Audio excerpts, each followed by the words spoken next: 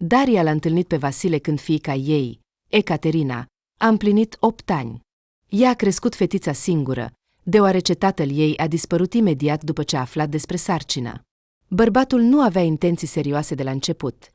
Pur și simplu se bucura de compania unei fete atrăgătoare, așteptând o candidatură mai potrivită pentru căsătorie. Daria nu era o partidă promițătoare. Orfană, crescută de bunica ei, părinții fetiței au murit când ea avea doar 6 ani. Nu avea nimic, în afară de o garsonieră cu tapet scorojit și mobilă veche de tip sovietic. Și, în plus, locuia cu o bătrână de aproape 80 de ani.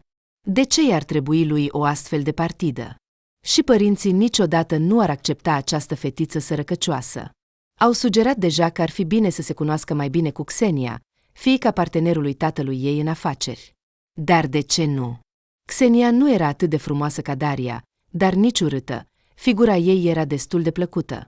Și cel mai important, provenea dintr-o familie înstărită și inteligentă. Era pe același nivel, spre deosebire de Daria, sărăcia ei. Ultima era bună doar pentru a fi dusă în pat. Dar cu Xenia se putea construi o familie și se putea gândi la moștenitori. Iar copiii cu Daria nu erau necesari. Nu era clar ce părinți a avut și cum au murit. Ea a spus că au fost profesori și au murit într-un accident, întorcându-se de la un eveniment. Dar, de fapt, poate că au dispărut undeva în închisoare.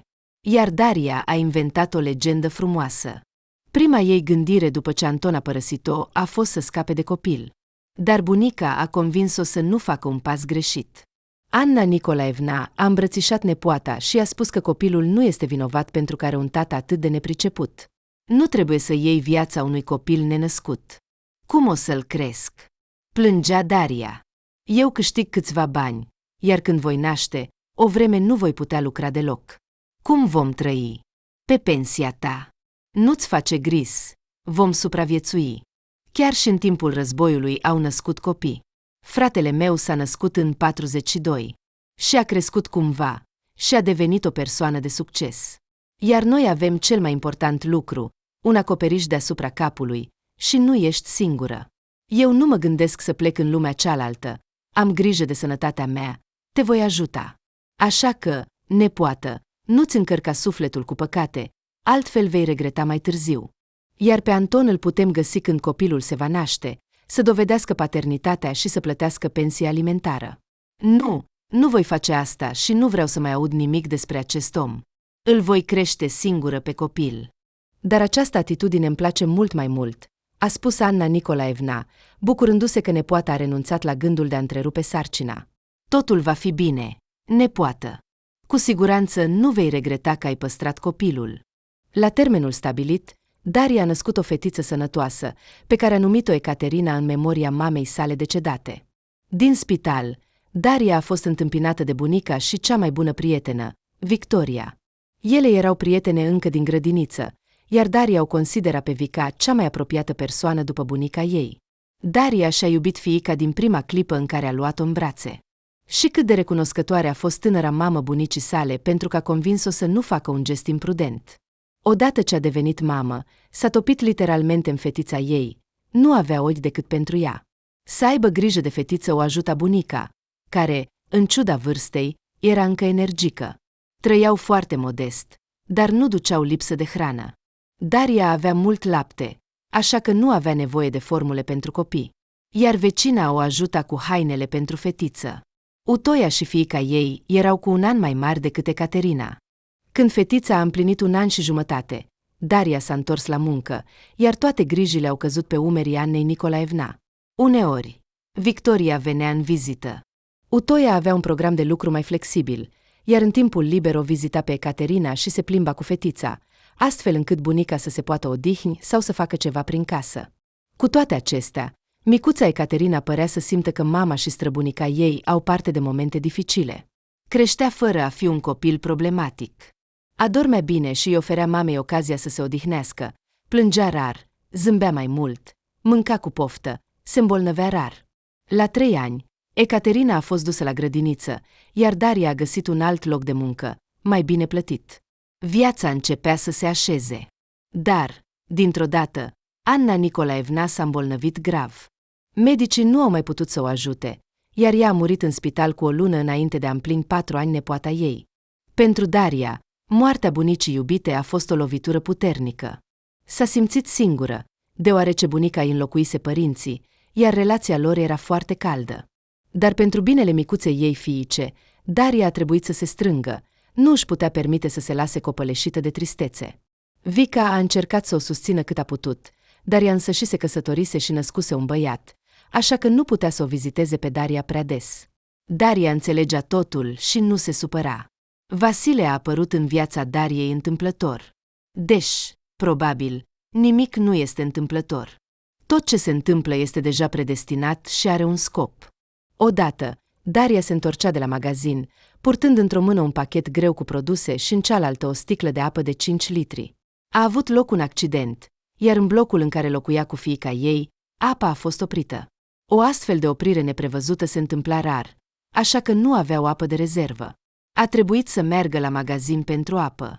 Trebuia să pregătească cina. Singură s-ar fi descurcat cu niște sandvișuri, dar nu voia să-și hrănească fiica cu mâncare uscată. Acasă nu aveau apă nici măcar pentru ceai. Scuzați-mă, pot să vă ajut? A auzit Daria o voce. Și, fără să aștepte un răspuns, cineva i-a smuls din mâini pachetul și sticla. Era un bărbat de aproximativ 35 de ani, destul de plăcut la înfățișare. Nu pot să mă uit liniștit cum o fată fragilă duce asemenea greutăți. Am observat-o în magazin, dar am crezut că cineva vă așteaptă la intrarea în magazin. Se pare că sunteți fără ajutor. Da, nu am pe nimeni să mă ajute. Vă mulțumesc că nu ați trecut pe lângă mine. Nu ești căsătorit? Nu. Atunci e minunat. Ce e minunat în asta? Mie ați plăcut foarte mult și dacă nu sunteți căsătorită, am o șansă, a declarat bărbatul cu încredere. Daria nu știa ce să răspundă, era confuză, iar străinul între timp s-a prezentat. Mă numesc Vasile, iar pe dumneavoastră? Daria. Foarte plăcut. Locuiți departe? Ați obosit deja? Nu, deloc. Pot merge cât vreau. Nu este greu pentru mine. Greutățile sunt pentru o fată fragilă, iar eu sunt bărbat, puternic. Locuiesc în acea clădire cu 3 etaje. Ah, chiar îmi pare rău că suntem atât de aproape. Vă mulțumesc pentru ajutor, a spus Daria când au ajuns la intrare. E prea devreme să-mi mulțumiți. Încă nu am dus. Dar am ajuns deja. Vă voi însoți până la apartament. Nu e nevoie. Locuiesc la parter. Asta nu contează. Dacă am spus că până la apartament, așa va fi. Vasile a dus pachetele și sticla în apartament, le-a pus pe podea în hol și a privit-o atent pe fată. Așa că am o șansă. La ce? Să devin soțul dumneavoastră. Se pare că aveți un bun simț al umorului. Da, desigur, nu mă îndoiesc, dar acum sunt serios ca niciodată. Ascultați, Vasile, ne-am cunoscut acum 10 minute. Și ce din asta? Asta înseamnă că nu știm nimic unul despre celălalt, în afară de nume. Știți, Daria, probabil că acum o să vă par ciudat, sau foarte ușuratic, sau un vorbăreț, dar nici eu nu înțeleg cum se poate întâmpla așa. V-am văzut în magazin și imediat m-am gândit că vreau să mă căsătoresc cu dumneavoastră. Mi-ați plăcut foarte mult. Nu știu cum să explic asta. Daria a realizat că și Vasile îi place, deci comportamentul lui părea într-adevăr puțin ciudat. Bine, probabil că v-am speriat cu insistența mea. Îmi pare rău. Nu am vrut. Plec acum, dar pot să vă cer numărul de telefon și permisiunea de a vă suna? În acel moment, Ecaterina a ieșit din cameră. A auzit că mama a venit și, judecând după voci, nu era singură. A decis să verifice cu cine vorbește. Bună, a spus fetița cu uimire, privind la bărbatul străin. Bună! Și cum te cheamă, tânără domnișoară? Ecaterina. Ecaterina.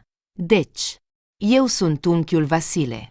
Fetița a aruncat o privire și mai uimită asupra mamei, neînțelegând cine este acesta. Unchiul Vasile pleacă deja. M-a ajutat să duc produsele și apa. Daria s-a uitat la Vasile, dându-i de înțeles cu privirea că prezența lui în casa ei s-a prelungit evident. Ecaterina a dat din umeri și s-a întors în camera ei. Ei bine, acum ați renunțat la dorința de a mă lua de soție? Deloc. De ce ați crezut asta? Păi, Vedeți, nu sunt singură, am o fiică. Chiar dacă ați avea 10 copii, asta nu m-ar opri, a răspuns Vasile cu cel mai serios ton. Ești totuși ciudat, a zâmbit Daria. Dar ce zici de telefon? Îmi cer scuze pentru insistență. Promit că nu voi mai aduce vorba despre căsătorie. Voiam doar să știți că am intenții serioase. Mie, într-adevăr, mie ați plăcut foarte mult. Daria. V-am văzut și m-a lovit ca un curent electric. Deși înainte nu credeam în dragoste la prima vedere. Eu nici nu cred. Cum poți să iubești o persoană complet necunoscută? Probabil, în viață se întâmplă de toate. Cum se spune, niciodată să nu spui niciodată. Bine, Vasile, mulțumesc din nou pentru ajutor, dar trebuie să pregătesc cina. Am înțeles. Plec. Dar telefonul? Ei bine, bine, ce să fac cu dumneavoastră? Daria i-a dictat numărul ei. Mama, cine este acest unchi Vasile? A întrebat Ecaterina când Daria a chemat-o la cină. Este doar un om bun care nu a putut să treacă pe lângă mine, a văzut cum duc sacoșele. Înțeleg, a suspinat fetița, mâncând cu poftă pastele ei preferate cu brânză. După cină, Daria a adunat vasele în chiuvetă. Nu putea să le spele încă, apa nu fusese dată. Și cum nu putea să se ocupe de curățenie în bucătărie, a decis să se uite la televizor și, în același timp, să continue să croșeteze un pulover pentru fiica ei. Daria a învățat să croșeteze de la bunica ei. Aceasta era o mare meșteșugară în acest domeniu. Daria, de asemenea, în timpul liber de la muncă și treburile casnice, se dedica adesea acestei activități. Croșeta în principal pentru Ecaterina, dar uneori și pentru ea însăși. Rare ori lua comenzi când colegii îi cereau. Totuși, un venit suplimentar, chiar și mic, nu strică niciodată. Nu aveau pe cine să se bazeze, doar ea și Ecaterina. Cufundat în croșetat, Daria s-a gândit la Vasile. Totuși, era ciudat. Poate că a fost o greșeală să-i dau numărul. După o relație nereușită cu Anton, a decis să renunțe la viața personală.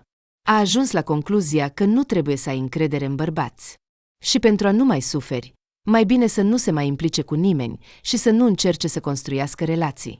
Și cine ar vrea să fie alături de o femeie care are o fiică de la un alt bărbat? Daria nu credea că cineva ar dori asta. Deși bunica, cu puțin timp înainte de moarte, când Daria a venit să o viziteze în spital, i-a spus: simt că în curând vă voi lăsa pe voi cu Ecaterina. Nu-mi este frică de moarte, am trăit bine pe lume, am trecut de 9 decenii, dar pentru tine sufletul meu se îngrijorează. Aș vrea să ai alături o persoană de încredere, care să fie un soț bun și un adevărat tată pentru Ecaterina. Unde să-l găsesc? Bunico? Sper că el te va găsi singur. Mai exact, destinul te va aduce la el. Și tu vei simți cu inima că acesta este omul tău. Meriți fericirea, fetița mea. Ai suferit destul în această viață. Daria nu a dat importanță acestei conversații. Desigur, înțelegea că bunica se îngrijora. Dar ce putea face? Dacă destinul nu se grăbea să-i aranjeze o întâlnire cu un astfel de bărbat, și dacă există cu adevărat acest om de încredere care să devină capul micilor familii, care să aibă grijă de ele și să le protejeze, poate că există, dar merg pe căi complet diferite. Desigur, bărbații îi acordau atenție Dariei. Era o femeie tânără și atrăgătoare, dar nimeni dintre ei nu inspira încredere. Daria avea impresia că toți voiau doar să se distreze, iar ea nu avea nevoie de asta. Mai bine să fie singură. De ce să fie singură? Are o fetiță, așa că va trăi pentru ea. Va face tot ce este necesar pentru ca Ecaterina să crească o fetiță bună și drăguță. Iar tot restul nu este atât de important. A trecut o lună. În această perioadă, Vasile și Daria nu s-au sunat deloc. Ea deja uitase de el. Iar dacă își amintea involuntar, se convingea încă o dată că o femeie cu un copil nu este dorită de nimeni. Nu era clar de ce acest bărbat totuși i-a cerut numărul de telefon, dacă nu avea de gând să sune. Chiar ciudat. Probabil că fiecare femeie mai mult sau mai puțin atrăgătoare aude că cineva vrea să se căsătorească cu ea. Poate că se distrează așa. Odată, într-o vineri, Daria se întorcea de la muncă și a văzut lângă intrare un bărbat cu un buchet. Apropiindu-se, a descoperit cu uimire că este Vasile. Daria, bună! A zâmbit el. Mă bucur foarte mult să te văd. iar acesta este pentru tine. Nu știu ce flori îți plac, dar am încercat să mă bazez pe o fată din florărie. Mulțumesc, a spus Daria, confuză, luând florile din mâinile lui Vasile. Un buchet foarte frumos. Sincer, nu credeam că te voi mai vedea. Da, înțeleg, ți-am promis că te voi suna, dar am avut o neplăcere. Ce s-a întâmplat?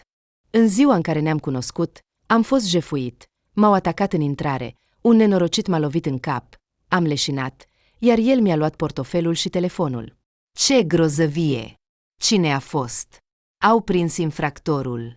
Da, poliția l-a găsit surprinzător de repede, el tocmai ieșise din închisoare. Vecina mea vigilentă, Irina Ivanovna, l-a văzut în acea zi lângă intrare. Ea a ajutat să facă un portret robot și l-au găsit. Acum va primi o pedeapsă bună. Numai că lucrurile mele nu au mai putut fi recuperate. Dar asta e, nu aveam aproape bani cash, doar un card, dar nici acolo nu era mult. Am banii într-un alt cont. Un telefon nou nu este o problemă de cumpărat. M-a deranjat mai mult că nu mi-am amintit numărul tău pe de rost. Bine că știu adresa. Dar nu am putut veni mai devreme. Am stat în spital cu o contuzie și aveam hematome pe față. Nu am putut să mă prezint în fața ta în acest fel. Nu am vrut să te sperii. Asta e povestea. Dar imediat ce am putut, am venit la tine.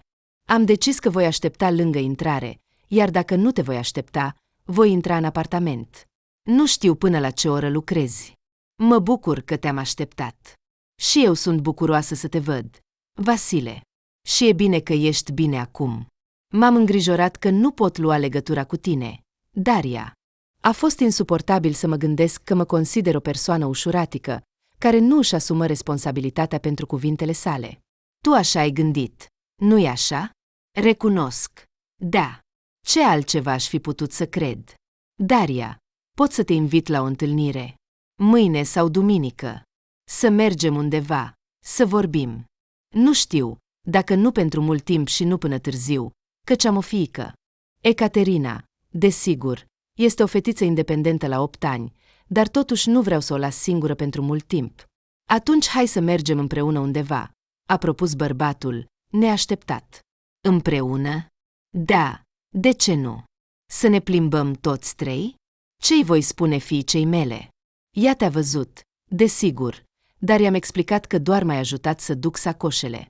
Spune-i că ești doar un prieten. Aș vrea să devin prietenul tău. Ei bine, deocamdată prieten, iar mai departe, cum decizi tu? Nu voi grăbi evenimentele și nu voi pune presiune pe tine. Promit. Vasile, hai să vorbesc cu fiica mea și-ți voi suna. Bine? Desigur. Daria, voi aștepta. Doar să ne schimbăm numerele de telefon. Acum voi nota numărul tău și în carnet. Căci, cine știe, niciodată nu știi ce se poate întâmpla cu tine în viitorul apropiat. Sper că nu ți se va mai întâmpla nimic rău, Vasile, a zâmbit fata. Acasă, ea și-a amintit cuvintele bunicii că va simți cu inima când își va întâlni omul. Se surprindea gândindu-se că Vasile îi este plăcut. La întâlnirea lor anterioară, el părea puțin ciudat și ușuratic, dar astăzi avea o impresie diferită despre el. S-a schimbat în bine. Și faptul că el propune să meargă undeva toți trei, împreună cu Ecaterina, vorbește în favoarea lui, atâta timp cât ea este de acord. Wow! A exclamat fiica, văzând buchetul pe care Daria l-a pus în vechea vază de cristal, preferata Annei Nicolaevna. Îți plac? Flori frumoase. De unde? Mi le-au dăruit.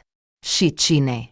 Îți amintești de unchiul Vasile, care m-a ajutat să duc capa și pachetul greu acasă? A fost acum o lună. Îmi amintesc. Ei bine, iată-le. Astăzi mă întorceam de la muncă și el mă aștepta lângă intrare. Îi placi, nu-i așa? Se pare că da. Ecaterina, ce părere ai despre faptul că sâmbătă sau duminică vom merge toți trei undeva? Împreună cu tine? Ei bine, eu, tu și unchiul Vasile. Ne-ai invitat. Unde vom merge? Vom decide. Unde ai vrea să mergi? Trebuie neapărat să mergem cu acest unchi Vasile. Poate că doar noi două? Nu ți-a plăcut, nu-i așa? Ei bine, nu-l cunosc. Nu pot spune dacă mi-a plăcut sau nu, a răspuns Ecaterina, rațională. Ei bine, atunci ne vom cunoaște. Nu-ți face gris, unchiul Vasile este doar un prieten. Ei bine, mai exact, el vrea să devină prietenul nostru. Poate că îi vom da o șansă. Promit, dacă nu-ți va plăcea deloc, îi voi spune să nu mai apară. Bine, a fost de acord fetița. Daria știa că fiica ei își dorește un tată. Când Ecaterina era mai mică, mereu își dorea un astfel de lucru de Crăciun și întreba pe mama ei de ce toți au tată, iar ea nu. Daria nu a vrut să inventeze o legendă. A decis să-i spună fiicei adevărul. Despre faptul că tatăl ei s-a dovedit a fi o persoană nu prea bună și că nu-i trebuia o familie. Chiar i s-a părut că așa va fi mai bine. Ea a considerat întotdeauna că adevărul amar este mai bun decât o minciună dulce. Și cine știe cum se va desfășura viața. Să știe Ecaterina că tatăl ei este viu și că undeva există. Iar dacă va dori să-l caute când va crește, este dreptul ei. Deci Daria nu voia să-l mai vadă pe Anton sau să audă despre el. În aceeași seară, Daria și Vasile s-au sunat. Bărbatul era foarte bucuros că întâlnirea lor se va desfășura. Am convenit să mergem sâmbătă la grădina zoologică, pentru că Ecaterina a vrut de mult timp să meargă acolo, iar apoi să ne oprim și la o pizerie.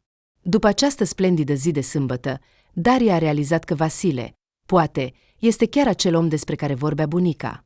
Le era ușor și confortabil împreună. În plus, bărbatului i-a reușit să găsească rapid un limbaj comun cu Ecaterina. Se observa că fetiței îi plăcea unchiul vesel și bun, Vasile. A glumit atât de mult, încât ea s-a săturat să râdă. De mult timp nu se mai distrase așa. După 2 luni, Vasile i-a făcut Dariei o propunere și a prezentat-o mamei sale, Aleftinei Petrovna. Aceasta a primit-o pe Daria și pe Ecaterina cu multă căldură și a fost sincer fericită pentru fiul său. M-am temut că el nu se va hotărî niciodată să-și întemeieze o familie, a șoptit femeia Dariei. 35 de ani a fost singur, dar, se pare, te aștepta, Daria. Daria și Vasile s-au căsătorit și au sărbătorit acest eveniment într-un cerc restrâns. La micuța sărbătoare în cinstea nașterii familiei lor au fost doar Ecaterina, Aleftina Petrovna, Victoria cu soțul și fiul ei și un prieten apropiat al lui Vasile cu soția și fiica lor de 9 ani, Taia, cu care Ecaterina s-a împrietenit imediat. Aleftina Petrovna a pregătit masa singură. Deci Vasile a propus să comande mâncare și de la restaurant. Nu voia să o obosească pe mamă. Dar aceasta nu a vrut să audă de mâncarea de restaurant. Ce spui, fiule? Pentru mine va fi o bucurie să pregătesc masa pentru tine și Daria și prietenii voștri. Să fie acesta cadoul meu de nuntă. Știi cât îmi place să gătesc. Iar voi nu aveți nevoie de cheltuieli suplimentare. Trebuie să dai atât de mulți bani pe mâncarea de restaurant. Și nu e deloc sigur că va fi gustoasă. Nu, mai bine fac eu totul. Nu te îngrijora pentru mine. Nu sunt chiar atât de slăbită. Mă descurc. Vasile a fost nevoit să accepte. În plus, Aleftina Petrovna chiar gătea foarte bine. Masa a ieșit splendidă. Femeia a pregătit câteva salate, diferite aperitive, 2 feluri principale și a copt și un tort mare și frumos. Aleftina Petrovna, a exclamat Daria, văzând toată această splendoare. Ești pur și simplu o vrăjitoare. Spune-mi, ai o față de masă magică? Ei bine, aproape. O prietenă m-a ajutat. Sincer, am reușit repede împreună. Vera gătește și ea foarte bine. Dar de ce nu ai invitat-o pe prietenă? Mai ales că avem atât de multă mâncare, încât nu vom putea termina totul în 3 zile. I-am propus Verei să rămână, dar ea a alergat la fiica ei. Nadia a născut recent al 2-lea copil. Vera o ajută. Dar te voi prezenta cu siguranță. Iar mâncarea nu se va pierde. O vom împărți în containere și o vom da invitaților. Cât de fericită sunt pentru voi, cu Vasile, draga mea. Aleftina Petrovna a îmbrățișat-o pe nuroră și s-a emoționat. Iar Daria s-a simțit incredibil de fericită că acum are lângă ea o persoană iubitoare și că din nou este numită fiică. Tânăra femeie și-a amintit cum s-a temut să meargă să se prezinte mamei lui Vasile. Și cum, ulterior, cu ușurare, a realizat că toate temerile ei erau nejustificate. Aleftina Petrovna a primit-o ca pe o rudă. Și față de Ecaterina s-a comportat imediat bine, spunând că este fericită că acum are și o nepoată. Vasile locuia separat de mamă, Avea un apartament al său, o garsonieră mică. Dar acolo, desigur, tânăra familie cu un copil de 8 ani ar fi fost strânsă. Așa că soții au decis că vor locui în apartamentul Dariei, iar apartamentul lui Vasile va fi închiriat. Vasile a luat concediu de la muncă și a renovat apartamentul Dariei cu forțele proprii. S-a dovedit a fi un meșter priceput. Apoi au actualizat câteva piese de mobilier, iar micuța garsonieră s-a transformat într-un cuib foarte confortabil. Viața de familie a lui Anton Gavrilov s-a dovedit a fi scurtă și nefericită. Renunțând la Daria, pe care, de altfel, nu a iubit-o niciodată, a început să o curteze pe Ksenia, fiica partenerului de afaceri al tatălui său. Leonid Maximovic, tatăl lui Anton, a fost foarte mulțumit de această situație. Fiule, dacă te căsătorești cu ea și ne vom înrudi cu tatăl ei, ne așteaptă perspective excelente. Andrei Anatolievici are legături și oportunități pe care nici nu ni le-am imaginat. Ce nuntă grandioasă vom organiza pentru voi! Regală! Vom invita toți oamenii de care avem nevoie. Să știe ce om generos și ospitalier este Gavrilov. Și acum este și ruda lui Slepkov. Norocul vine singur la noi, fiule. Anton nu avea sentimente profunde pentru Ksenia. Poate că era din aci oameni care se iubesc atât de mult, încât pur și simplu nu pot iubi pe altcineva. Dar, spre deosebire de Daria, Ksenia era o partidă avantajoasă pentru el. Mai ales că tatăl a promis că va cumpăra pentru tânăra familie un apartament luxos în centru și îi va dărui lui Anton o mașină scumpă. A fost greu pentru Anton, care la 26 de ani era încă dependent financiar de tatăl său, să reziste. Așa că a decis să se căsătorească cu Ksenia. Oricum, cândva va trebui să-și întemeieze o familie. Așa că să fie ea, o candidată demnă. Nunta a fost într-adevăr luxoasă. Atât Leonid Maximovic, cât și Andrei Anatolievici nu s-au zgârcit. S-au distrat în cel mai bun și scump restaurant din oraș. Au invitat unul dintre cei mai bine plătiți prezentatori. Mesele erau pline de cele mai delicioase delicatese. Au fost mulți invitați, iar majoritatea dintre ei mirele și mireasa îi vedeau pentru prima dată. Toți erau oameni importanți și bogați, pe care noii socrii i-au invitat pentru a stabili contacte. Gavrilov senior era fericit, anticipând cum va putea să-și extindă afacerea și să-și îndeplinească cele mai îndrăznețe dorințe. 2 zile după nuntă, Anton și Ksenia au zburat în Maldive, unde au petrecut 3 săptămâni. Acolo s-au bucurat de o vacanță minunată, mâncare delicioasă și peisaje frumoase. O adevărată rai. Iar la întoarcerea din rai au început zilele de familie și atunci s-a dovedit că Anton și Ksenia erau complet diferiți. Probabil că este normal, iar oamenii, începând să trăiască împreună, învață să se înțeleagă, caută compromisuri. Dar asta se întâmplă în cazul în care îi unește dragostea și ei chiar vor să fie împreună. Anton nu o iubea pe Ksenia, iar ea, judecând după tot, nu avea sentimente profunde. De asemenea, s-a căsătorit la indicația tatălui cu un tânăr dintr-o familie decentă și înstărită. În plus, Ksenia era răsfățată și îndrăgostită de sine, probabil mai mult decât Anton. Andrei Anatolievici își adora singura fiică, era gata să facă orice pentru ea. Nu este de mirare că în tânăra familie au început foarte repede neînțelegeri și certuri, și asta chiar și în ciuda faptului că Ksenia nu se ocupa de treburile casnice. Părinții ei angajaseră o menajeră care se ocupa de curățenia apartamentului și de gătit. Ksenia avea propriul său salon de frumusețe. Tatăl i l-a cumpărat. Și aproape tot timpul tânăra femeie îl petrecea fie acolo, fie se întâlnea cu prietenele, cu care mergeau împreună prin buticuri scumpe, actualizându-și garderoba. Apoi organizau petreceri de fată în vreun restaurant. Anton lucra, deși este spus prea mult. Era angajat la ferma tatălui său, ocupa o funcție bună, dar, de fapt, alte persoane îndeplineau sarcinile în locul lui. Anton doar primea un salariu decent. Dar asta îl mulțumea. Era leneș și nu era obișnuit să muncească din greu, spre deosebire de tatăl său, care era muncitor și controla afacerea. Așa au trecut 3 ani. Anton și Ksenia, în esență, trăiau fiecare viața sa. Fără celălalt le era mult mai confortabil. Doar că mergeau împreună în vacanță. Și asta mai mult din cauza că părinții nu voiau să pună întrebări suplimentare. Tinerii nu se gândeau la moștenitori, deși părinții de ambele părți le sugerau constant, iar apoi le spuneau direct că vor nepoți. Dar Xenia nu se gândea să devină mamă în următorii câțiva ani. Se temea că își va strica figura și se va îngrășa, deoarece era predispusă la obeitate. Tot timpul era la dietă și transpira în sala de sport. Pe Anton nu îl interesa subiectul paternității deocamdată. Considera că este prea tânăr pentru asta. Când va împlini 35 de ani, sau mai bine 40, atunci va lua în considerare un copil. Până atunci, nu era nevoie de toate aceste griți. Deoarece Anton avea mult timp liber, îi plăcea să-l petreacă în compania tinerelor frumoase. Profitând de faptul că soția sa era tot timpul ocupată în salonul ei sau petrecea timp cu prietenele, Anton tot timpul își găsea câte o amantă, pentru întâlniri cu care închiria un apartament la hotel.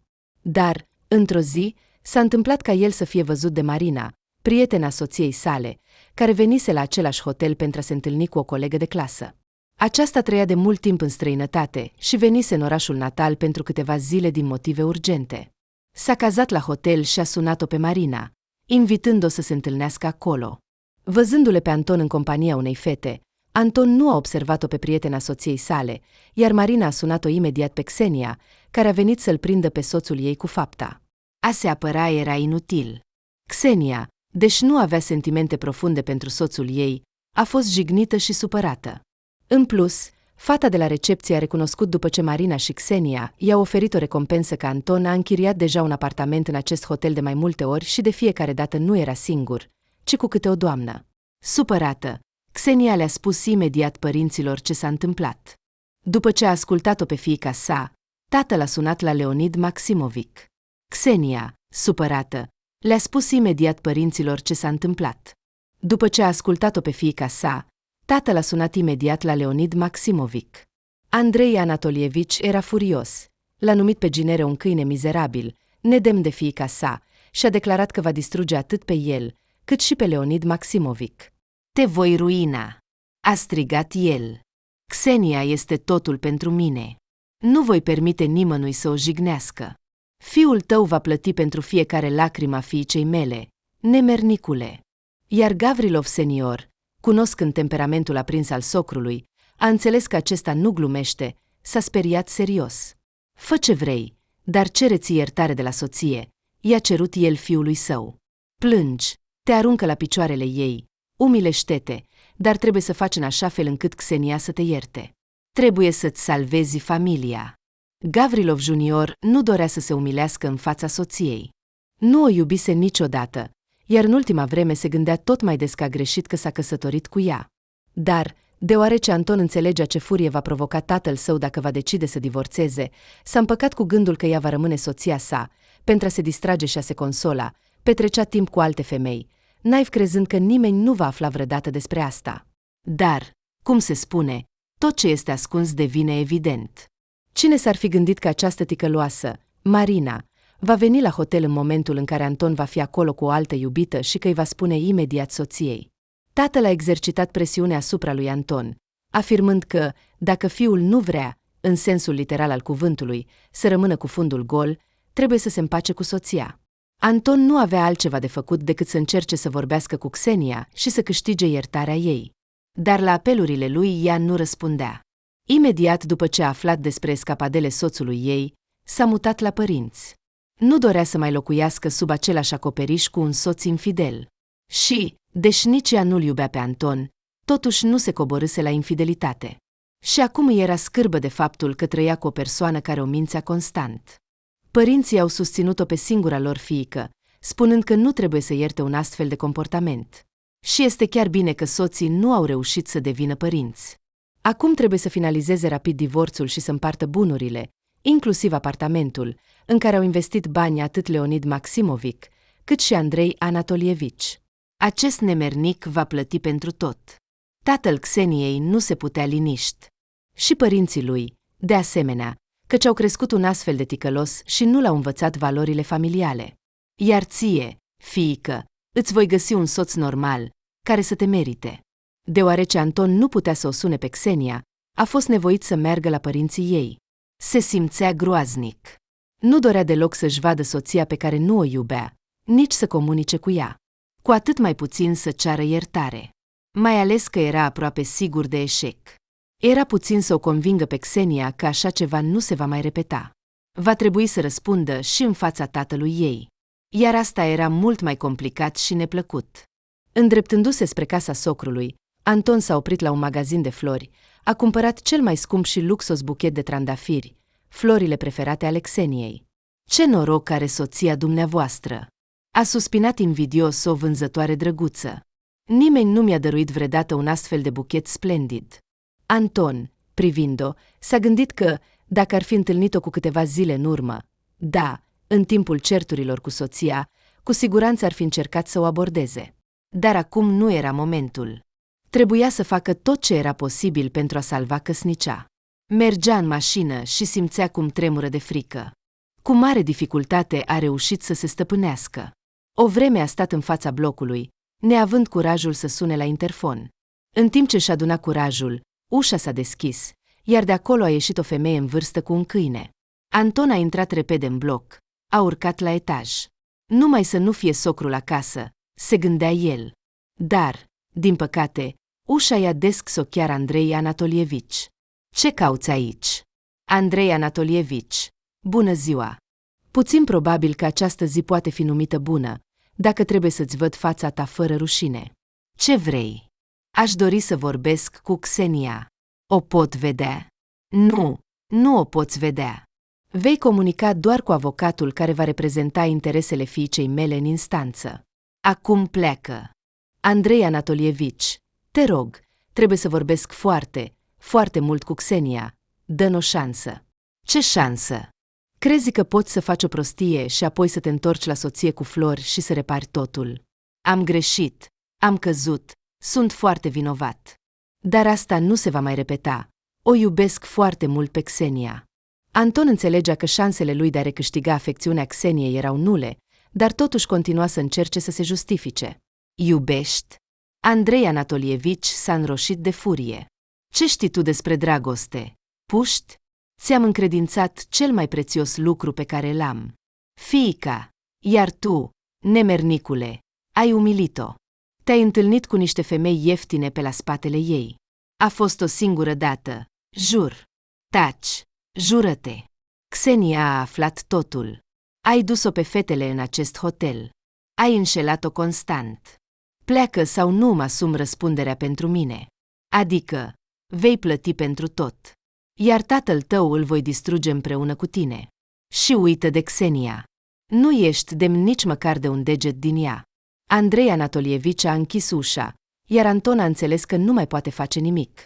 A lăsat buchetul sub ușa apartamentului și a alergat pe scări, blestemând ziua și ora în care a ascultat de părerea tatălui său și a început să o curteze pe Xenia. Mai bine rămânea cu Daria. Fie că era o sărăcie, dar nu avea rude atât de influent. Era orfană. Acum îi se părea un mare avantaj.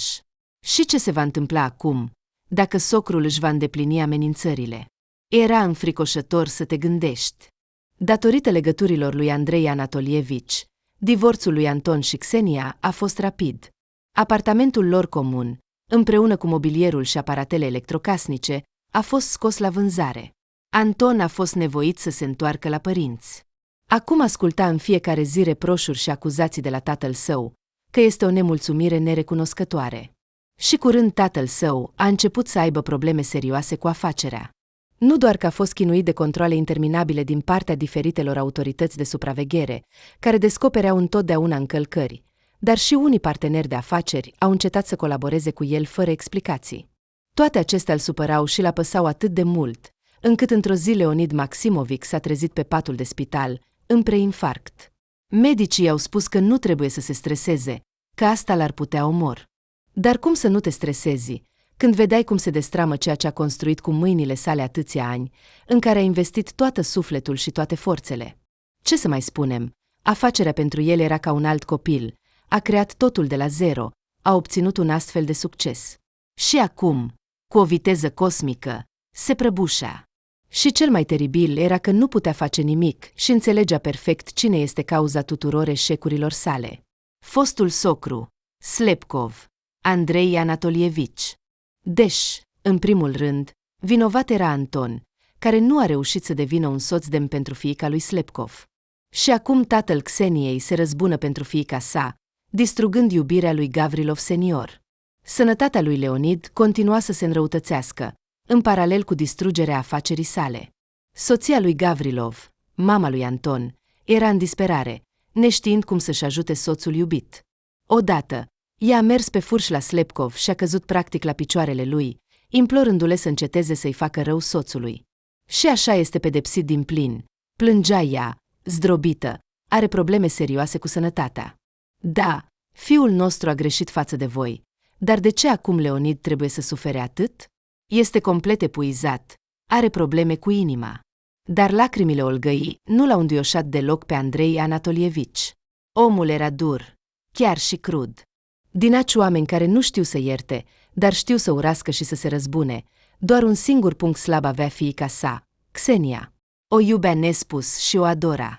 Era gata să distrugă pe oricine i-ar fi cauzat măcar un inconvenient.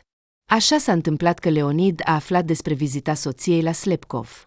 La gândul că Olga s-a umilit în fața acestui nenorocit, pe care acum îl considera un fost ruda, inima bărbatului a început din nou să-l doară. A ajuns din nou la spital, acum cu un infarct adevărat, și, din păcate, nu a reușit să fie salvat. Olga s-a făcut neagră de durere, neputând să-și imagineze viața fără soțul iubit.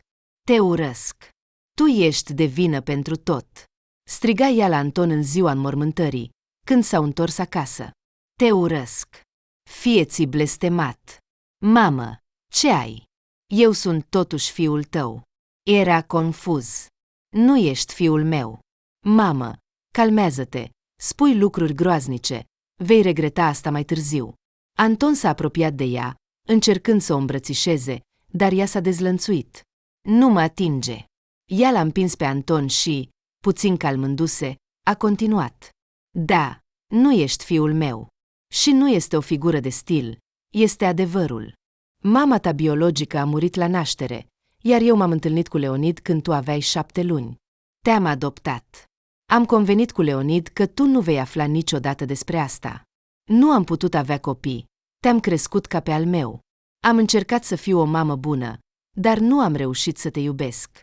Anton a fost șocat de mărturisirile femeii pe care o considerase mama lui toți acești ani. Acum multe lucruri au început să aibă sens. A devenit clar de ce nu a simțit niciodată dragostea maternă. Olga nu l-a rănit, s-a îngrijit de el, dar niciodată nu l-a îmbrățișat sau sărutat, s-a comportat cumva distant. În același timp, el a văzut cât de mult îl iubește pe tatăl său. Ei bine, acum totul a devenit explicabil. După ce s-a mai liniștit puțin după înmormântare, Olga s-a ocupat de împărțirea moștenirii împreună cu Anton. Voia să vândă cât mai repede apartamentul și mașina soțului. Afacerea rămăsese doar o ruină, iar ea nu avea de gând să se ocupe de asta. Era prea departe de toate acestea. Nu s-a implicat niciodată în afacerile soțului. Conturile lui Leonid erau, de asemenea, goale. Toți banii îi cheltuise încercând să-și salveze creația. Olga a decis să se mute într-un alt oraș, unde locuia sora ei. Galia a invitat-o pe cea mică să stea cu ea după ce Leonid a murit. Olga nu putea suporta să rămână acolo, unde totul îi amintea de viața fericită alături de soț, așa că s-a grăbit să plece. Din banii pe care Anton i-a primit după vânzarea apartamentului și a mașinii tatălui, a reușit să cumpere un apartament cu o cameră. A fost nevoit să vândă mașina scumpă pentru a-și plăti datoriile. Acum trebuia să decidă urgent cum să trăiască mai departe. A încercat să se adreseze cunoscuților tatălui său decedat, toți erau oameni influenți și, dacă ar fi dorit, l-ar fi putut ajuta pe Anton, luându-le la muncă. Dar nimeni nu a avut o astfel de dorință. Cineva a declarat imediat că nu vrea să aibă de-a face cu el, cineva a promis că se va gândi și va suna înapoi, dar nu a mai sunat. Prietenii, dintr-un motiv oarecare, s-au întors și ei împotriva lui. Se pare că nu a avut niciodată prieteni adevărați, deoarece nimeni nu a vrut să-i întindă o mână de ajutor în momentele dificile. În cele din urmă, bărbatul a rămas singur, nefolosit de nimeni. Chiar și de femeia pe care a considerat-o mamă atâția ani. Anton era disperat și nu știa cum să trăiască mai departe. Cu dor își amintea de viața sa anterioară, plină și lipsită de gris, și înțelegea că, în mare parte, era singurul vinovat. Regreta că a fost neglijent și a dus amante în hoteluri. Căci se putea presupune că, mai devreme sau mai târziu, va fi văzut de cineva cunoscut. Ar fi trebuit să închirieze un apartament undeva la marginea orașului pentru aceste scopuri. dar s-a lăsat atât de prins de aventuri, încât a pierdut complet vigilența. La gândul că, dacă nu ar fi fost neglijența lui, totul ar fi putut rămâne la fel, începea să se înfurie. Ar fi trăit acum bine, ar fi primit salariul, nu s-ar fi stresat. La muncă ar fi apărut de câteva ori pe săptămână, iar în timpul liber ar fi ieșit la plimbare, cum îi plăcea. Chiar dacă soția lui nu era iubită, nu era atât de deranjantă, stătea fie în salonul ei, fie se distra cu prietenele. Și tatăl său ar fi fost în viață. E clar că problemele cu afacerea l-au dus la infarct, iar aceste probleme au fost cauzate de tatăl Xeniei, care s-a răzbunat pentru fiica sa umilită. Niciodată Anton nu s-a simțit atât de rău ca acum. O vreme a stat în apartament, consumând ultimele sale economii și urându-le pe fostul socru, pe Xenia și pe el însuși. Apoi, realizând că în curând nu va avea bani nici măcar pentru cea mai simplă mâncare, a început să caute un loc de muncă. Era absolvent de drept, dar nu reușea să se angajeze pe specialitate. Anton avea senzația că Andrei Anatolievici a contribuit și aici. Cum altfel să explici că peste tot îi se refuză? Ca să nu moară de foame, Anton a fost nevoit să se descurce o vreme cu câteva câștiguri ocazionale. Apoi, într-o zi, cumpărând produse la supermarketul din apropierea casei, a văzut un anunț că au nevoie de vânzători casier. A decis să încerce. La urma urmei, era temporar, s-a gândit el. Apoi cu siguranță va găsi altceva. Dar acum era important să aibă un venit stabil. Era foarte obosit de lipsa de bani și de frica pentru viitor. Și datoriile s-au acumulat, iar el nu avea cu ce să plătească utilitățile. Încă puțin și apartamentul va rămâne fără electricitate. A primit deja un avertisment. Nu degeaba se spune că nu există nimic mai constant decât temporar. Așa că Anton a rămas la supermarket nu pentru câteva luni, ci pentru mult timp. Cu timpul, s-a împăcat cu această muncă și a încercat să nu-și mai amintească vremurile când cheltuia bani și nu se refuza nimic. Acum trăia modest, fără excese. Omul se obișnuiește cu orice, așa că și Anton s-a obișnuit. Se bucura că are un acoperiș deasupra capului, o mașină, pentru care a luat un credit, deși era second hand, dar era fericit și cu asta. Da, acum nu putea să se odihnească în stațiuni scumpe, dar nu-i păsa, se putea descurca fără asta. Nu putea mânca la restaurante și comanda mâncare. Dar a învățat să gătească. Era surprins că îi place chiar să se ocupe de bucătărie și să încerce rețete noi. Nu se grăbea să-și întemeieze o familie. Se întâlnea cu cineva, dar niciuna dintre femei nu a stârnit în el dorința de a o lua de soție. Iar dacă o doamnă începea să sugereze despre căsătorie, Anton se despărțea de ea. Acum aprecia libertatea sa și, într-un moment, a decis că nu este făcut pentru familie. Nu trecea o zi fără ca Daria să nu-i mulțumească în gând destinului care i-a adus întâlnirea cu Vasile. Era foarte fericită lângă el. Iar Ecaterina a început foarte repede să-l numească unchiul Vasile, tată. Daria l-a întrebat odată dacă este de acord. La care el a răspuns: cum aș putea fi împotrivă? O consider pe Ecaterina fiica mea. Unora dintre bărbați nu le trebuie copii, iar tu te porți atât de frumos cu Ecaterina. De ce te surprinde asta? Daria, dacă pe calea ta a apărut un nenorocit, nu înseamnă că toți sunt așa. Te-am iubit și pur și simplu nu am putut să nu iubesc copilul tău, mai ales că Ecaterina este atât de minunată. Ce noroc am avut cu tine, a zâmbit Daria, îmbrățișându-le pe soț. Ne-a fost noroc, draga mea. Ne-a fost noroc să ne întâlnim odată. La 6 luni după ce Vasile și Daria s-au căsătorit, Daria a realizat că așteaptă un copil. Vasile a fost extrem de fericit de această veste. Deși iubea sincer pe Ecaterina, visa, desigur, ca el și soția sa să aibă un copil împreună. Dar cum ne vom descurca aici? A suspinat Daria. Apartamentul este foarte mic. Nu știu unde să pun pătuțul. E strâmt. De mult mă gândesc că avem nevoie de un apartament mai mare, a spus soțul. Am câteva economii. Vreau să-mi vând apartamentul cu o cameră. Așa vom avea o parte din bani pentru a cumpăra un apartament nou. Dar tot nu va fi suficient. Poate ar trebui să-mi vând și pe al meu. Și vom cumpăra un apartament bun cu 3 camere. Nu, Daria, hai să facem așa. Voi lua un credit ipotecar. Având în vedere că jumătate din sumă va fi a noastră, plata lunară nu va fi atât de mare. Iar acest apartament să rămână pentru Ecaterina. Timpul trece repede. Nu ne vom da seama și fetița va deveni mireasă. Ce părere ai despre propunerea mea? Vasile, sunt de acord. Daria se bucura că soțul se îngrijea de viitorul Ecaterinei. De fapt, nu voia să vândă acest apartament. Fiecare colț păstra amintiri din copilărie, despre părinți, ale căror vieți s-au încheiat atât de devreme, și despre bunica ei iubită. Ei bine, excelent! A zâmbit Vasile. Așa vom face. Mâine voi suna agentului imobiliar. Apartamentul s-a vândut repede. Și curând Vasile a obținut un credit ipotecar și a cumpărat un apartament spațios cu 3 camere într-o zonă bună. Ecaterina a trebuit să schimbe școala, dar fetița sociabilă s-a obișnuit repede și și-a făcut prieteni în noua ei clasă. Anton stătea la casă în supermarket, servind clienții, când a auzit un glas feminin care i s-a părut familiar. A văzut că în coada de la casa vecină stătea o femeie însărcinată, iar lângă ea o fetiță de aproximativ 9 ani. Fața ei i s-a părut foarte cunoscută. Anton s-a uitat mai atent și a realizat că aceasta era Daria, de care a renunțat când a aflat despre sarcina ei. O sărăcită, așa o numea el în gând. Și, uitându-se din nou la fetiță, care, judecând după aspect, era fiica Daria, Anton a fost uimit.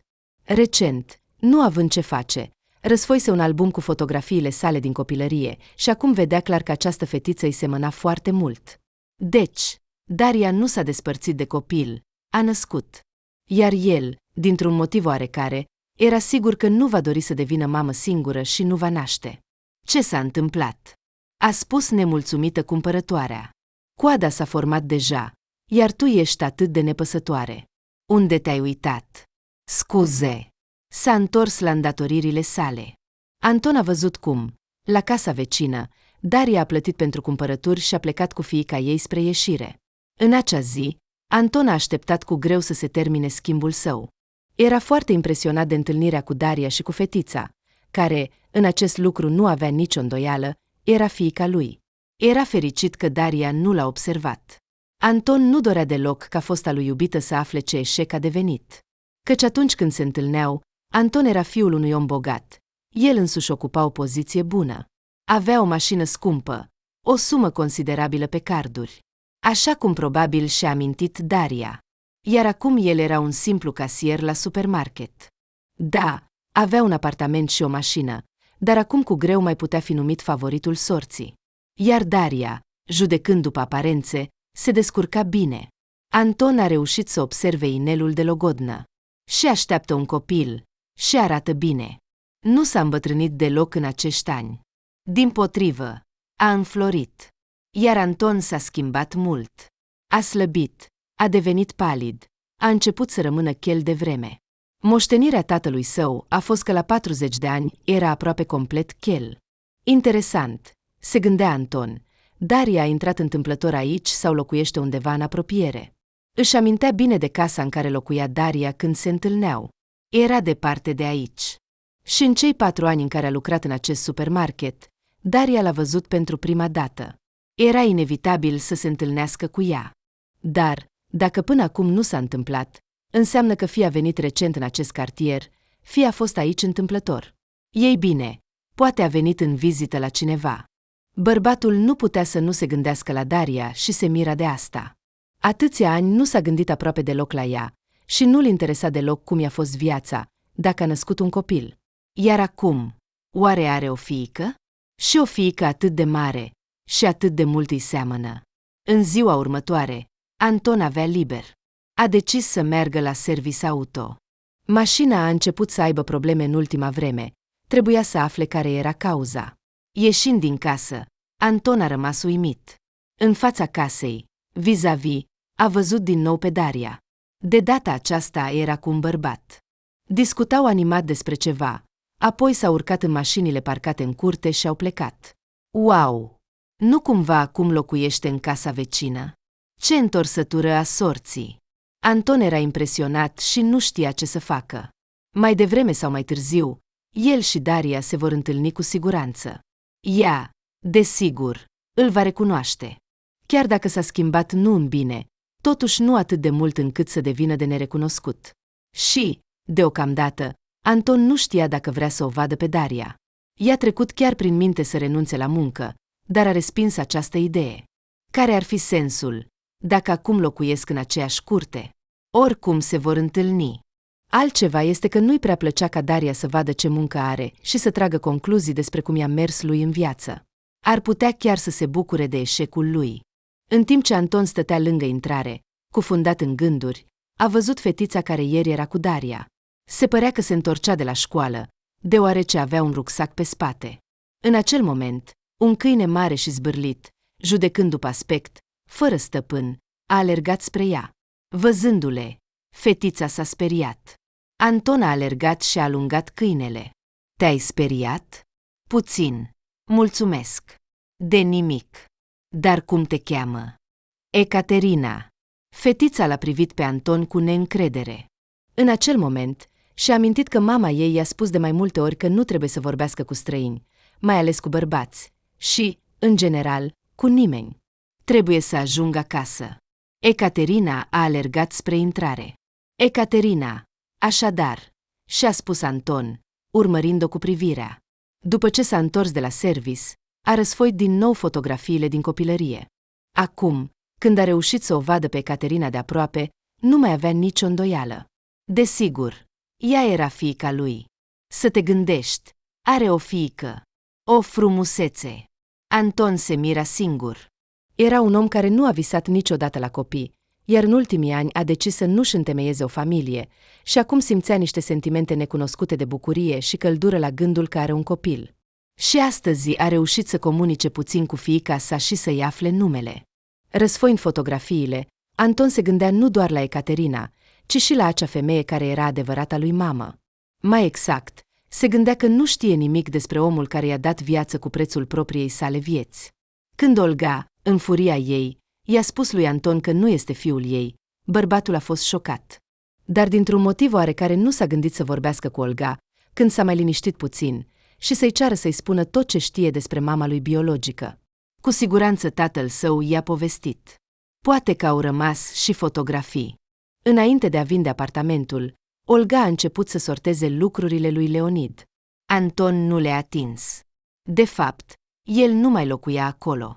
A plecat de acasă la scurt timp după ce a aflat adevărul despre nașterea sa. A închiriat un apartament pentru o vreme, până a reușit să-și cumpere unul propriu. Nu dorea să se întâlnească și să comunice cu Olga, vedea foarte bine cât de mult îl urăște și îl consideră vinovat de moartea soțului. De aceea nu a început discuția despre mama lui biologică. Și probabil că atunci nu dorea să știe nimic.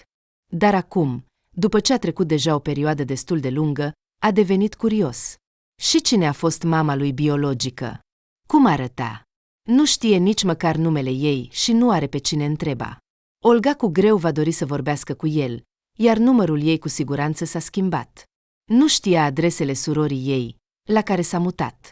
Anton își frământa mintea cu cine ar putea vorbi despre mama lui biologică, dar nu își imagina pe cine ar putea întreba. Toți cei apropiați, cunoscuți și prieteni ai lui Leonid Maximovici, care ar fi putut ști ceva despre trecutul său, s-au întors împotriva lui Anton. Cu greu vor dori acum să comunice. Desigur, ar putea încerca. Totuși au trecut mulți ani. Pasiunile s-au liniștit.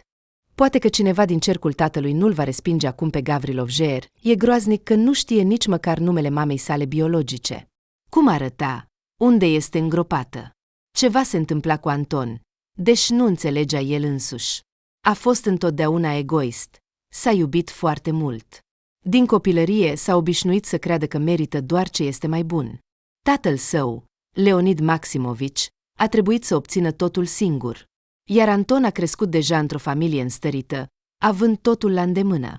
Nu a știut ce înseamnă refuzul. Dar așa s-a întâmplat că viața l-a pus în condiții în care a trebuit să-și revizuiască unele dintre viziunile sale. Și cel mai important, a trebuit să se gândească la cum să supraviețuiască, când a realizat că acum poate conta doar pe el însuși. Acum Anton nu se mai consideră ales. A devenit mai umil. Acum înțelegea clar cât de repede se pot schimba lucrurile. Astăzi te consideri favoritul sorții și crezi că întreaga lume este la picioarele tale.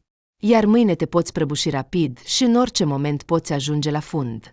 De exemplu, fosta Dariei, pe care nu a tratat-o niciodată serios, pur și simplu se distra, îi îmbârligase mintea cu vorbe frumoase și nimicuri. Ea se bucura atât de mult de cadourile lui simple și ieftine.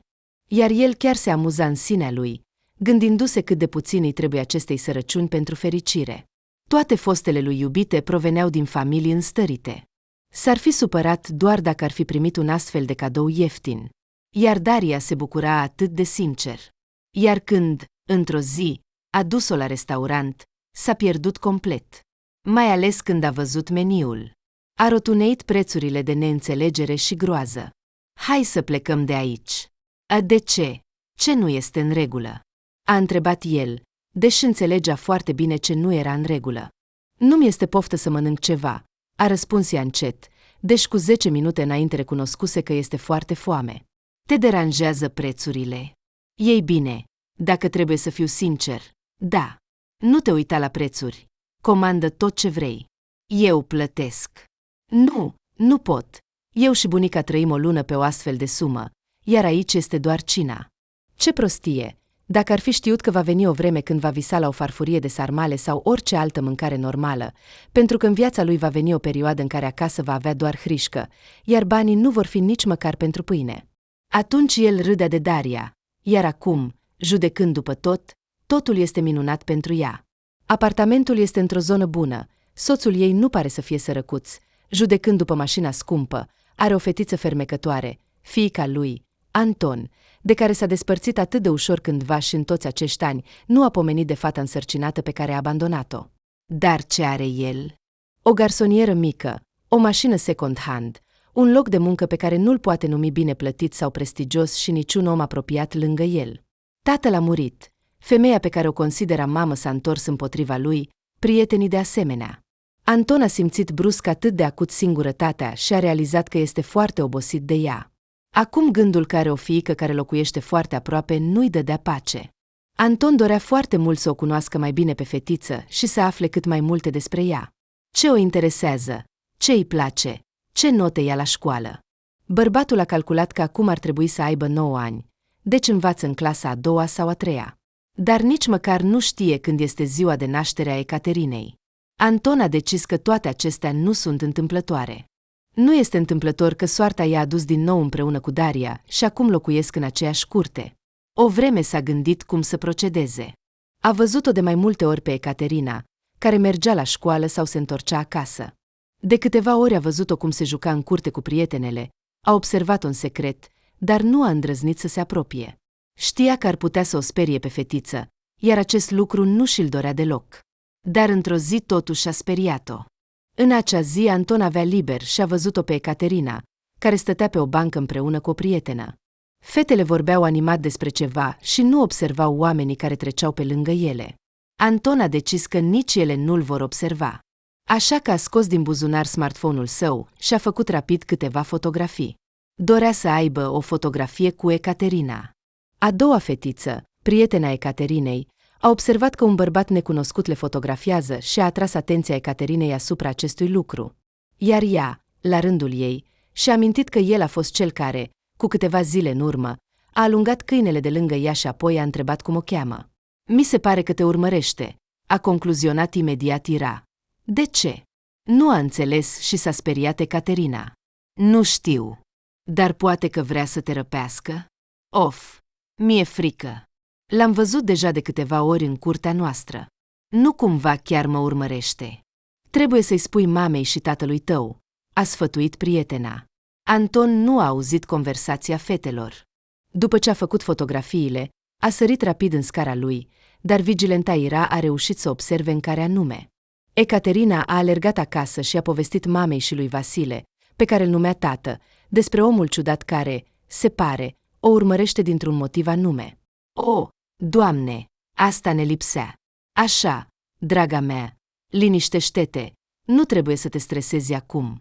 Vasile, cum să nu mă stresez? Un tip urmărește pe Ecaterina. Așa, toți liniștiți. Ecaterina, ai reținut cum arată? Da, Ira a văzut cum a intrat în prima scară a clădirii de vis-a-vis de a noastră. Se pare că locuiește acolo, a început să raționeze Vasile. Acum, Ecaterina, nu mai ești nicăieri singură. Te voi însoți eu la școală sau mama. Și te vom întâlni și de la școală. Iar eu între timp voi afla cine este acest om și, pentru început, voi vorbi cu el. Apoi vom vedea. Vasile, poate că ar trebui să mergem direct la poliție? Așteaptă. Mai întâi voi încerca eu să mă descurc. Poliția are nevoie de dovezi că el plănuiește ceva rău. Deocamdată nu știm sigur. Principalul este ca Ecaterina să nu iasă singură din casă. Și în niciun caz să nu deschidă ușa nimănui dacă este singură acasă. Ecaterina, descrie-mi cum arată și în ce era îmbrăcat astăzi. Vasile, dar ce vei face? Te vei duce la toate apartament și vei întreba dacă locuiește acolo cineva? Tu nici măcar nu-i știi numele. Daria, lângă casa bunicii stau pe bancă. Ei știu tot despre toți. Voi încerca să vorbesc cu ei, îi voi întreba, iar apoi nu va fi o problemă să aflu în ce apartament locuiește. Tu, principalul, nu te îngrijora, nu voi lăsa pe nimeni să o rănească pe Ecaterina. Dar găsirea persoanei care, se presupune, o urmărea pe Ecaterina s-a dovedit a fi mult mai simplă. A doua zi, Daria a luat-o pe fiica ei de la școală, iar pe drumul spre casă s-a oprit la supermarket pentru cumpărături. Mamă, uite-l! Uite, vezi, casierul în tricoul negru. Acesta este omul care mă urmărește. Daria a privit în direcția în care a arătat fiica ei și a rămas șocată. L-a recunoscut imediat pe Anton. De la ultima lor întâlnire au trecut deja 10 ani. Bărbatul s-a schimbat, dar cu siguranță era el. Mamă, ce ai? Îl cunoști, nu? Da, este un cunoscut de-al meu, dar nu ne-am mai văzut de foarte mult timp, a răspuns Daria.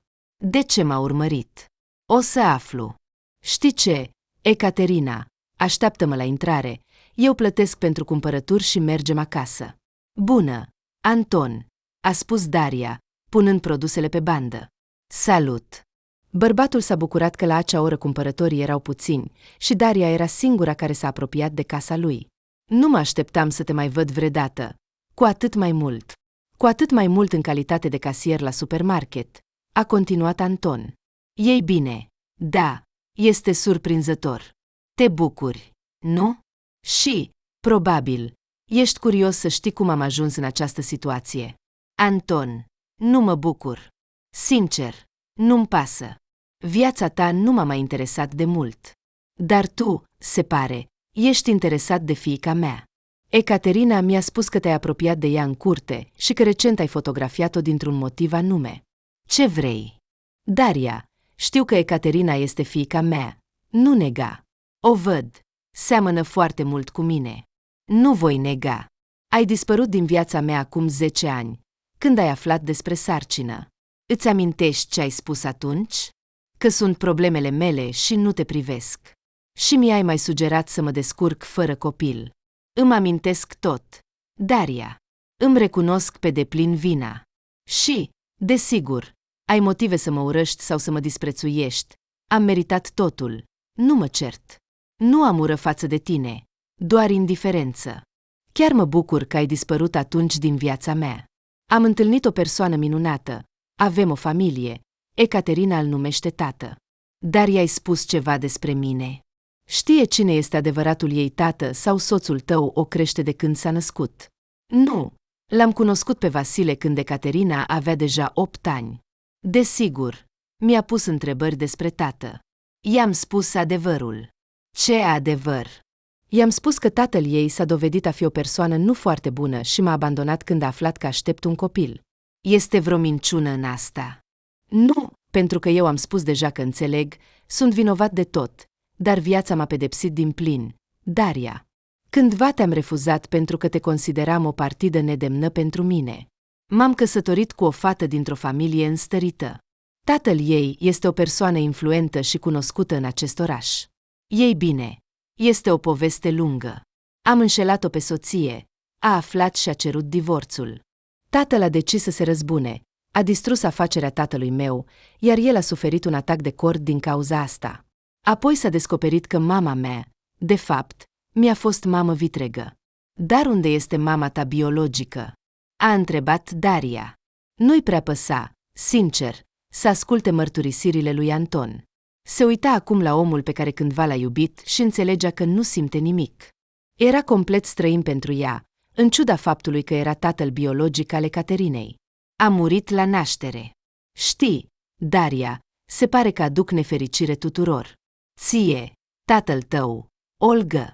Aceasta este mama vitregă. A iubit atât de mult pe soțul ei, tatăl meu. Pur și simplu m-a urât când a murit. Crede că eu sunt vinovat de moartea lui. Ei bine, probabil că da, sunt vinovat. Chiar și în moartea mamei mele biologice, se pare că sunt vinovat. I-am luat viața. De ce îmi spui toate acestea, Anton? Îmi pare rău. Înțeleg că nu te interesează prea mult.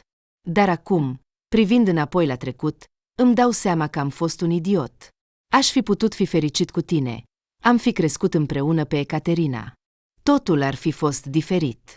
Trecutul nu poate fi întors și corectat.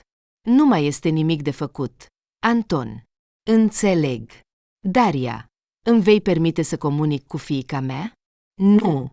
Anton. Cândva ai fost pe cale să-mi distrugi viața. Am suferit foarte mult după ce m-ai abandonat pe mine și pe copil. Te rog acum, nu te amesteca în viața noastră. Și nu te apropia de Ecaterina. Ai speriat-o foarte tare. A observat că te urmărești. Îmi pare rău. Nu am vrut. Am fost doar atât de fericit când am aflat că am o fiică atât de minunată. Am vrut să o admir. De aceea ieri nu m-am putut abține și am fotografiat-o. Mi-ar plăcea foarte mult să fac ceva pentru ea. Anton, cel mai bun lucru pe care îl poți face este să dispari din viața noastră, a mea și a Ecaterinei. Să fiu sincer, nu-mi place că acum suntem vecini. Te temi că aș putea cumva să-i fac rău propriei mele fiice. Nu am încredere în tine. Și recunoaște, am motive să fac asta. Dacă nu dispari singur, va trebui să vindem apartamentul și să ne mutăm. Nu va fi ușor. Am luat apartamentul pe credit ipotecar, dar te rog, dispare. Am o familie, un soț, în curând se va naște al doilea copil. Te rog, nu transforma viața mea într-un coșmar. Nu vreau să trăiesc în frică constantă că ești aproape și să mă îngrijorez pentru fiică. Ecaterina îl iubește pe Vasile, iar el o iubește pe ea. Se comportă cu ea ca și cum ar fi fiica lui. Totul este bine pentru noi. Nu mai strica nimic. Anton. Am înțeles tot. Daria. Nu te îngrijora. Nu te voi mai deranja nici pe tine, nici pe Ecaterina. Îmi pare rău că nu totul în viață poate fi corectat. Îți mulțumesc că m-ai ascultat și că nu mi-ai scuipat în față, deși aveai tot dreptul să o faci. Anton, ești încă tânăr și poți găsi fericirea ta, să întâlnești o femeie, să-ți întemeiezi o familie, să crești copii. Nu, ți-am spus deja, eu aduc doar nefericire. Dar tu ești vinovat de tot, cu excepția, desigur, de moartea mamei. În asta sunt și eu vinovat. Nu, așa s-au aranjat circumstanțele. Poate că mama ta a avut o sănătate slabă, poate că medicul a greșit. Atunci erai nou-născut, nu puteai face nimic intenționat. Dar în toate celelalte cazuri ai avut o alegere. Te-ai refuzat singur, ai înșelat-o pe soție în mod conștient. Dar faptul că ai realizat totul și te căiești, este deja bine. Viața m-a făcut să-mi revizuiesc perspectivele. Am fost fiul unei persoane înstărite, cheltuiam bani fără milă, iar acum, casier la un supermarket cu un salariu modest. Ei bine, nu este atât de rău. Nu-ți place munca. Schimbo. Ai o diplomă în drept, după cum îmi amintesc. Da, dar nu am reușit să găsesc nimic pe specialitate. Probabil că fostul socru s-a asigurat de asta. Încearcă din nou. Niciodată nu trebuie să te dai bătut. Da, ai dreptate. Atunci am renunțat, ca să nu mor de foame. M-am angajat casier. Am crezut că este temporar. Lucrez deja de câțiva ani. Nu am mai căutat alt loc de muncă. Anton, trebuie să plec. Ecaterina mă așteaptă. La revedere. La revedere, Daria. Și-ți mulțumesc. Abia acum am realizat cât de minunată ești, iar eu nu te-am apreciat. Și nu te îngrijora. Voi dispărea. Nu vei mai auzi de mine. Mamă, de ce ai întârziat atât de mult? A întrebat Ecaterina când Daria s-a apropiat de ea. Deja m-am săturat să te aștept. Îmi pare rău, draga mea. A trebuit să vorbesc cu acel om. Mamă, cine este el? De ce m-a urmărit? Îți voi povesti totul diseară, când tatăl se va întoarce de la muncă, a promis Daria. Ar fi putut, desigur, să inventeze ceva și să-i mintă pe Ecaterina, dar nu a vrut. O minciună adesea naște alta, iar apoi te poți încurca atât de tare încât să nu mai poți ieși. Daria a așteptat întoarcerea soțului. Când au cinat, le-a povestit lui Vasile și Ecaterinei despre conversația ei cu Anton și despre faptul că acest om a abandonat-o cu 10 ani în urmă când a aflat despre sarcină. Vrei să-l aștept când se întoarce de la muncă și să-i dau o lecție, a propus Vasile. Nu este nevoie. Eu sunt împotrivă. A promis că va dispărea din viața noastră și sper că așa va fi. Crezi că îi dai crezare? Vasile s-a schimbat. Astfel de oameni nu se schimbă. Ei bine, vom vedea. Pentru că dacă nu se va muta, va trebui să ne schimbăm locuința. Mamă, nu vreau să am de-a face cu el, a spus Ecaterina. Nu este tatăl meu. Am un tată. Cel mai bun tată din lume. Iar tu ești cea mai bună fiica mea, a zâmbit Vasile și a îmbrățișat fetița. A doua zi, Anton a scris o cerere de concediu cu demisie și s-a adresat unui agent imobiliar. A decis să-și vândă apartamentul și să plece din oraș. Dintr-un motiv sau altul, nu s-a gândit înainte la mutare, iar acum a realizat că aceasta este șansa lui. O șansă de a începe totul de la zero. Într-un alt oraș, ar putea găsi poate un loc de muncă pe specialitate, iar poate viața personală se va îmbunătăți cu timpul. Daria a spus adevărul, el este încă destul de tânăr, iar aici, în acest oraș, nu-l ține nimic. Desigur, ar dori să comunice cu fiica sa și să o vadă crescând, dar nu merită asta. A promis Daria că va dispărea și își va respecta promisiunea. Dar înainte de a pleca, Anton trebuia să facă un lucru important. S-a întâlnit cu un prieten apropiat al tatălui său, iar acesta a fost de acord să-i povestească despre Svelana, prima soție a lui Leonid. Era o femeie minunată, povestea Igor Sergivic. Leonid o iubea foarte mult. Dar Svelana avea o sănătate slabă, probleme cu inima. Medicii nu-i permiteau să nască. Dar, când a rămas însărcinată, a refuzat cu desăvârșire avortul, dorea foarte mult să devină mamă. Știi unde este înmormântată? Desigur, am fost la înmormântare. Apoi, de câteva ori, am mers cu Leonid la mormântul ei. Tatăl tău a vizitat-o aproape până la moarte, a angajat o femeie care se ocupă de mormânt, iar după ce Leonid a murit, eu îi plătesc. Tu? Anton a fost surprins. Da, pentru că știu cât de important era pentru Leonid, iar el a fost cel mai bun prieten al meu. Îți voi da numărul ei de telefon. Nadia Georgievna. Sună-o, te va duce la mormântul mamei tale. Mulțumesc. Igor Sergivic. Dar nu-i mai plăti. Eu voi face asta. Totuși, este mama mea. Îmi pare rău că nu am știut nimic atâția ani și am crezut că mama mea este o persoană străină. Dar Leonid nu a vrut să știe adevărul. Când erai copil, îi era frică să te traumatizeze, iar apoi de ce să schimbe ceva? Văd că te-ai schimbat. Anton. Am fost foarte supărat pe tine. Am crezut că ești vinovat de moartea prietenului meu. Dar a trecut timpul și nu mai sunt supărat. Da, ești vinovat, dar doar de faptul că ai înșelat-o pe soție. Iar acel nenorocit Slepsov a decis să-l distrugă pe Leonid dintr-un motiv oarecare. Dar și viața lui a fost pedepsită. Andrei Anatolievici? Anton nu mai știa nimic despre fostul său socru și nu dorea să știe. Da, dar nu știi. Despre asta au scris toate ziarele și au vorbit la televizor. Totuși, Slepsov era o persoană cunoscută în oraș. A murit? Nu, nu știam. Nu mă uit la televizor aproape deloc și nu citesc ziarele. Acum 6 luni a murit. Cineva a pus un dispozitiv exploziv în mașină. Se pare că deranja pe cineva. Deși mulți îl urau. Era o persoană crudă. Nu doar că și-a distrus tatăl până la ruină și moarte. Este un nenorocit. A meritat. Iar cu Xenia, totul este în regulă. Probabil că nu m-am interesat. Ei bine, Anton, trebuie să plec. Mă bucur că ai decis să vizitezi mormântul mamei tale. Ea te aștepta foarte mult. Îmi pare rău că nu te-a văzut niciodată. Apropo, Svelana iubea foarte mult Criniald. Leonid, de fiecare dată când mergea la ea, cumpăra un buchet de crini. Anton s-a despărțit de prietenul tatălui său și a sunat imediat-o pe Nadia Georgievna. S-au înțeles să se întâlnească a doua zi lângă intrarea principală a cimitirului. Pe drum, bărbatul a cumpărat un buchet de crini albi. Din fotografia de pe mormânt, o femeie tânără și frumoasă, cu un zâmbet foarte fermecător, îl privea pe Anton. A realizat că seamănă cu mama lui și că Ecaterina semăna cu ea, cu bunica.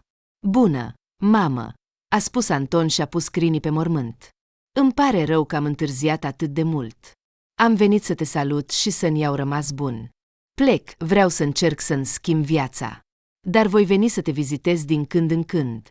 Mamă, îmi pare rău că nu știu atât de multe despre tine. Și știi, ai o nepoată, o fetiță foarte bună și frumoasă, care seamănă cu tine. Mama ei este o femeie minunată, dar noi nu suntem împreună. Eu sunt vinovat. Îmi pare rău. Mamă. După o lună, Anton a vândut apartamentul și a plecat din oraș. Speră foarte mult că va putea găsi un loc de muncă pe specialitate, dar dacă nu va reuși, nu se va descuraja, se va angaja undeva. Și a realizat că vrea o familie, vrea să încerce să facă fericită o altă persoană și, poate, atunci va găsi și el fericirea. La scurt timp după plecarea lui Anton din oraș, Daria a născut un băiat, pe care ei și Vasile l-au numit Dima. Ecaterina s-a integrat cu multă plăcere în rolul de soră mai mare. O ajută pe mamă să aibă grijă de frățior.